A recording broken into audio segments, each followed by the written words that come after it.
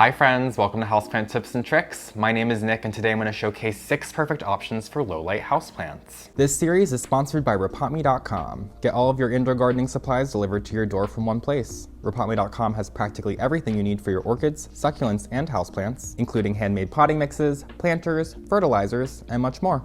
Right off the bat, I need to make it extremely clear that low light does not in any way, shape, or form mean no light. All plants require adequate light to grow. There is just no way around it. You can't live without food or water. Plants can't live without light or water or food. Low light is going to be the areas of your home that light still technically reaches, just not very much of it. Think like 10 to 15 feet away from a decently well-lit window, maybe like 5 to 10 feet away from one that's not so decently well-lit. And of course, it kind of goes without saying, but all of these houseplants would grow better in brighter light conditions. However, these are all plants that I successfully grow in the interior areas of my home. The first low light plant I'm going to spotlight today is one that I've kind of been a broken record about lately. I can't help it. They're such wonderful houseplants, and that is the Aglaonema, or the Chinese evergreen. This, in my experience, is the best foliage-forward houseplant to put in low-light areas in your home. They come in all sorts of colors, patterns, leaf shapes, sizes, just overall vibes. So if you're not feeling the one that I have on my table here today, there's like at least one, if not like 5 to 10 that you will absolutely fall in love with. There are a lot of brighter colored varieties of Chinese evergreen that sport like pinks and reds and oranges and even yellow colors on the leaves, and those varieties are a little better suited for the medium to brighter light areas of your home. But the green varieties, with a common name like Chinese evergreen, I think you could imagine that there's a lot of green varieties. Those are the ones that are going to be best suited for the lower light areas of your home. Though it is worth mentioning that those brighter colored varieties can be acclimated to the lower light situations in your home. I would just recommend starting them off in a brighter light situation and slowly acclimating them to darker light, maybe moving them a couple feet further away from the window like every month or so once you're starting to notice that the plant is actively growing in your space and is comfortable with the conditions that you have. The variety I actually have growing deepest in my home is the Aglaonema Spring Snow, which is a variety that dons all of this white splotching all over the leaves that practically makes it look like a fake houseplant. All of that white splotching would lead one to think that it requires much more sunlight for it to properly photosynthesize, but after 4 or 5 years of owning this houseplant, it's sitting like 25 feet away from the closest window, and it still grows perfectly fine for me. I just wouldn't recommend immediately putting it 20 to 25 feet away from the closest window, because then it would not probably do very well. When you first bring home a Chinese evergreen from the plant store, it's not uncommon for that plant to experience a bit of shock right off the bat, and usually a couple of those lower leaves on the plant will turn yellow, maybe get like a kind of wilty looking, and will eventually fall off. This is often just because the conditions that the Chinese evergreens are growing in the greenhouse are such prime conditions with the perfect lighting and the perfect humidity and just overall growing conditions that when we move them to our homes, which do not have all those prime conditions, they do suffer just ever so slightly. But these plants are truly tough as nails, so once they make it past that initial shock, I will usually find 9 times out of 10 that the plant just grows completely fine without any problems from that point on. To try to mitigate this, I would recommend placing your Chinese evergreen in a decently bright lit spot in your home. You don't want any direct sunlight, as direct sun can really scorch these leaves. These are, the green varieties in particular, really are like true low light houseplants, so I wouldn't put them in too bright of light, but maybe near a north or east facing window would be a really good place to start them off, and then after a week or two, once we've gotten over the hill of that initial shock, then you can go ahead and move your green Chinese evergreen to a darker area of your home, or as I was mentioning with the colorful varieties, maybe just slowly move them over to a darker area in your home. When it comes to like really popular plants on the market, like philodendrons for example, a lot of plant enthusiasts love to go digging online to find like weird and out there varieties of philodendrons to try growing in their home, but so often those lesser known varieties of philodendron are just like so difficult to actually maintain in the home, and that's why they are so lesser known and difficult to get your hands on. However, if it's a green Chinese evergreen, you find some random green variety of Chinese evergreen you've never seen before, you've never heard of it before, I would recommend giving it a go. If it's green, I'm trying to think of a rhyme here, I can't think of anything good, but if it's green, it's good.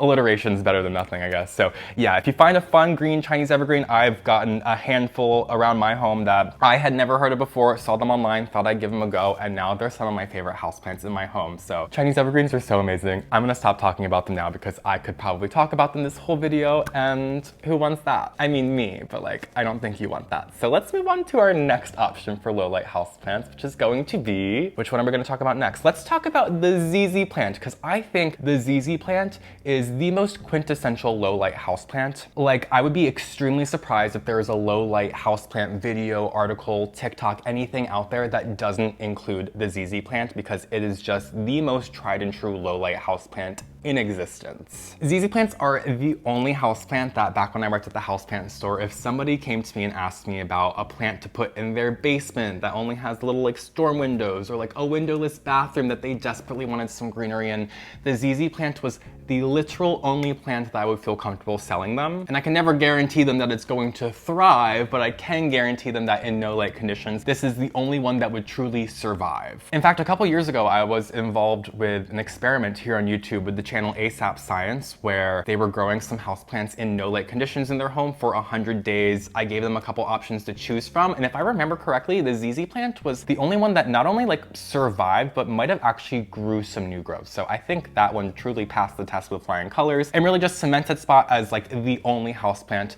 that can be recommended to people with no light. Would it grow better in brighter light conditions? Hell yeah, but no light I think is perfectly fine for the ZZ plant. Just please don't subject any of these other houseplants to no light conditions, because they will end up in the trash. Along with tolerating no light conditions or extremely low light conditions, the ZZ plant is extremely tolerant of drought. Once again, back in my plant selling days, when I would be selling a customer a larger ZZ plant, like one in like an 8-inch or 10-inch pot that was more like suitable for a floor plant, I would tell them, water it when you pay your rent or your mortgage. I'm a renter, I don't really know how that works, but once a month is a good amount of time to water a large ZZ plant. Smaller ZZ plants like this one I have right here, probably gonna wanna be watered like every 10 to 14 days, so like roughly every 2 weeks. As smaller plants just have less volume in their pot, so they're going to process the water much quicker than a plant that has a lot of soil in the pot. So just kind of makes a lot of sense, don't you think?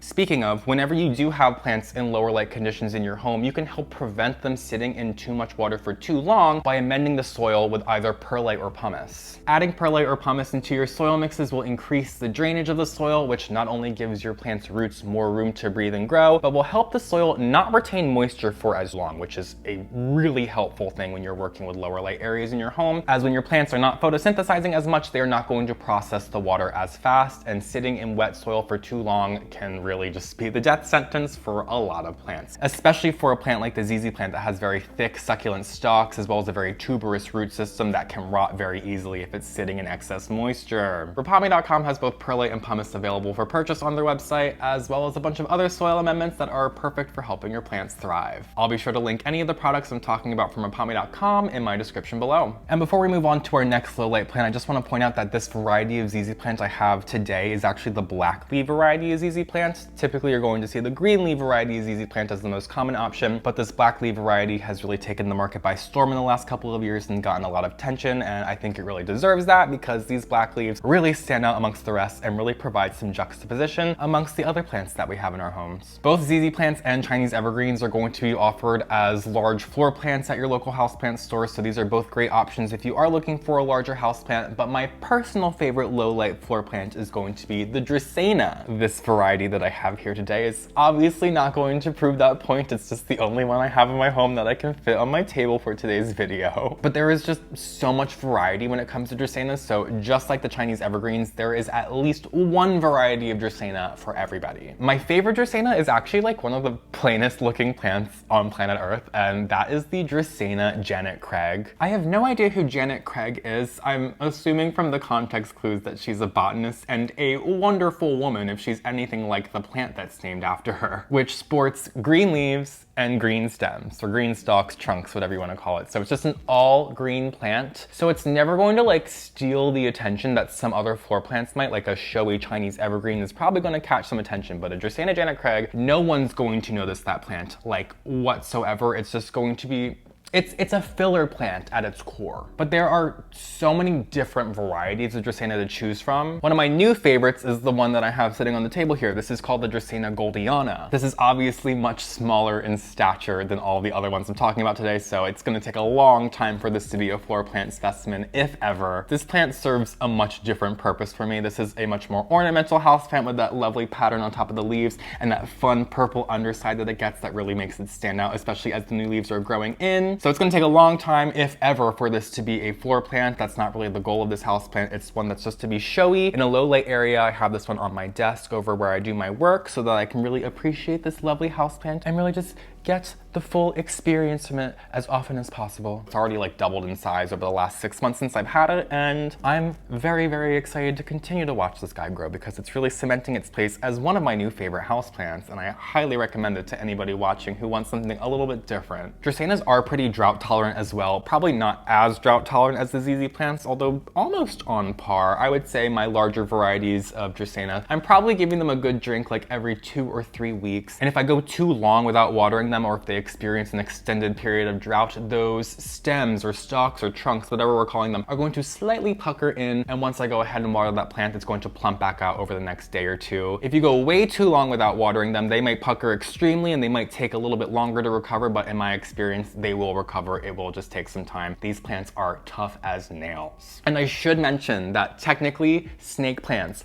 belong in the Dracaena genus now, but I'm not talking about snake plants today because snake plants are not low light house plants. That's just how they're marketed as, but they are truly bright light houseplants, at the very least medium light houseplants. So while most low light videos or articles are going to talk about snake plants, I'm going to debunk that and say that that is not true. So while true leafy Dracaenas are low light houseplants, the succulent Dracaenas or snake plants are not low light houseplants. So I would recommend keeping those in particular closer to a bright window that does receive some good direct sunlight. Trailing houseplants can really give that home the jungalo vibe, so I had to talk about one today, and the one that I wanted to spotlight is the Scindapsus. The most common species of Scindapsus is going to be the Scindapsus pictus. This one right here is a variety of Scindapsus pictus, but there is so many out there fun varieties of Scindapsus pictus in particular that have been appearing on the market. So you're going to find a lot more of those in houseplant stores today than you would have in the last couple of years, and for much better prices, definitely worth noting. But there are some other species also nudging their way onto the market. I would say the Trubii and the Hederaceus are probably the most prevalent in today's time, although that can probably change in just a month's notice because the plant market's always changing in today's climate. But besides those two, the market is just really flooded with a bunch of different, very similar looking and sometimes very different looking varieties of Scindapsus pictus. In brighter light conditions, Scindapsus can grow up to like a foot a month, if not more than that, particularly the smaller leaf varieties of Scindapsus. The larger leaf varieties of Scindapsus pictus and other Trubii and stuff like this guy right here, the Scindapsus pictus something, I can't remember the variety, I'm sure I'll put it in my description below for you guys. It's going to grow much slower than those smaller leaf varieties, so if you are impatient, I would push you to get the smaller leaf variety of Scindapsus, but the larger leaf varieties do look, in my opinion, arguably a little bit better. So I completely understand you going for the larger leaf varieties over the smaller leaf varieties. My favorite thing about Scindapsus is how vocal they are when they need a drink. You will see the leaves visibly curl backwards, like the way I'm bending this leaf right here. Once you notice that, it is time to check the soil and it's likely time to water. And typically within a day or two, or maybe even just a couple of hours, depending on how long it's been since you've last watered the plant will typically look good as new. This leaf curl makes this one of the best options for a plant to put out of reach. If you're gonna hang up a plant or put it on top of a cabinet or on top of a wall or something, I don't know, we all have different situations in our home. This is such an incredible option because you don't need to check the soil. I mean, you do need to check the soil technically, but you're going to look at the leaves to know when it's time to water. So you're not gonna have to get up there with the moisture meter and put your finger in the soil just to check every couple of days. No, you can it's like you're having a conversation with the Scindapsus. That's what I really love about them. They're going to tell me when it's time to water it. I don't need to do anything for it. It's going to do everything for me. I literally have these all over my home. I don't even know how many varieties of Scindapsus I have at this point, but every single one is out of reach because it's literally the only plant that I can trust 100% of the time if it's out of my reach that I'm going to be able to water it without it going too far beyond the point of no return. Prayer plants are low light plants that are notorious for being finicky. And I'm not gonna sit here and lie to you and tell you that they're not, but there are a couple of varieties, a small handful of varieties that I have found to be much hardier than most of the other ones over the last couple years. And those three varieties are the Calathea orbifolia, the Calathea mosaica, and the Tenanthe burl marxii. These are all arguably less showy than most of the other varieties of prayer plant out there, but at least there is some prayer plants that we can grow in our home without most headaches. Can't say no headaches, but minimal headaches. Out of all the genera that belong to the Marantaceae family, the most common that we're going to be seeing at houseplant stores are Calathea, Tenanthe, Maranta, and Stromanthe. Tenanthe is hands down the easiest and most maintainable in the home. The Burl Marxii is my personal favorite and the only one that I actually grow in my home right now, but if you do see a Tenanthe out there and you really like it, I would say, why not give it a go? It's worth a try. Other Calathea varieties that I didn't mention, and Marantas and Stromanthes, I'd probably just leave them at the plant store. Let some other poor soul bring them home. We all gotta learn the hard way. Prayer plants are a little sensitive to the additives that we have in water, specifically like fluoride and chlorine, so they will end up getting some brown tipping because of that. If you really wanna avoid that, just try to use distilled water whenever you water your prayer plants. These also love high humidity settings, and in too low of humidity, they will start to get brown edges on the leaves. So depending on where leaf browning is occurring on your prayer plants, you can kind of troubleshoot what's going on. So if it's the brown tips, maybe assess the water that you're using and consider changing to distilled water. And if it's the brown edges, maybe consider putting it in like a glass cloche or just an environment that's going to have higher humidity, whether you get a humidifier, you put it inside a greenhouse cabinet or something like that. There are plenty of options for you to work with. The prayer plant varieties that I recommend are much less susceptible to getting that brown edging, but the brown tipping is pretty inevitable, especially depending on how hard your water is. So just something to keep in mind, I guess. I can handle some leaf imperfections because that's just like part of nature, but if that's going to drive you literally insane, then I would just probably skip this low light plant option. The last group of low light plants I want to spotlight today are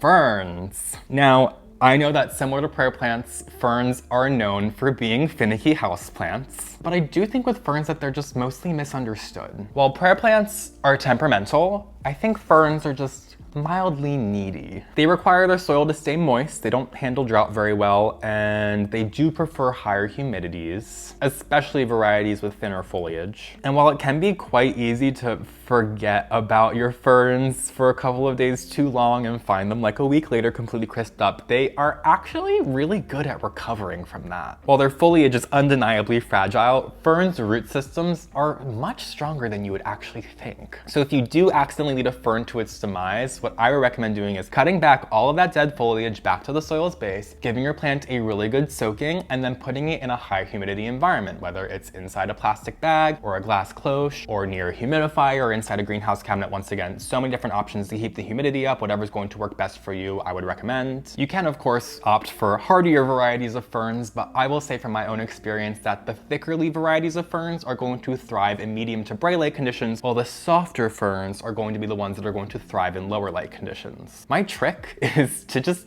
keep them in areas of my home that I frequent, like by the kitchen sink or on my desk, places that I know I'm going to be at least once a day, if not multiple times, as forgetting about my ferns is the #1 issue that I actually have with them. Also consider the planter material that you pot up your ferns with, as unglazed ceramic and terracotta is going to be porous, which will suck the moisture out from the soil of your plant, obviously making it dry out faster, versus glazed ceramic or other non-porous materials that will keep the water retained. So it's definitely best to opt for the latter. There are of course plenty more options of low light plants out there. These are just the ones that I would personally recommend the most. And always keep in mind that there are usually more than one variety of every houseplant in existence. So if you find one houseplant that you really like and grows really well for you in low light conditions, just consider trying out another flavor. As always, thank you so much to repotme.com for sponsoring this series. I will leave any of the products that I talked about from them linked in my description below. Thanks so much for joining me. If you don't already, you can follow me on Instagram and TikTok at phillyfoliage. Consider subscribing to my channel if you haven't already, and I will see you guys in my next video. Have a great day.